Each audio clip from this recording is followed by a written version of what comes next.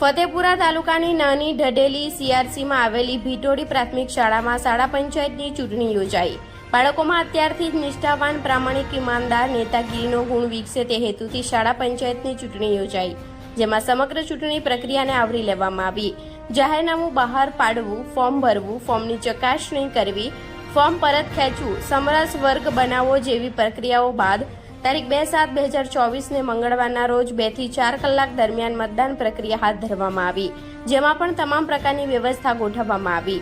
Presiding officer, assistant presiding officer, polling staff, policemen, પટાવાળા, zonal અધિકારી, ચૂંટણી અધિકારી, મતદાન એજન્ટ જેવા સ્ટાફની નિમણૂક બાળકોમાંથી કરવામાં આવી તથા મતદાર યાદી, શાહી મત કુટીર, ઈવીએમ મત પેટી પણ વ્યવસ્થા કરવામાં આવી। ધોરણ 3 થી 8ના 140 બાળકોમાંથી 128 એટલે કે 91.42% મતદાન થયું।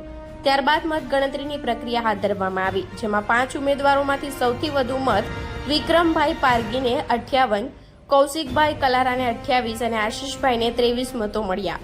વિજેતા ઉમેદવારો અને તમામ શાળાના બાળકોએ ડીજેના તાલે આનંદ વ્યક્ત કર્યો। ત્યારબાદ બાળ સંસદની રચના કરવામાં આવી। રિપોર્ટર મગન દામોર, ગુજરાત ક્રાઇમ ન્યૂઝ, ફતેપુરા।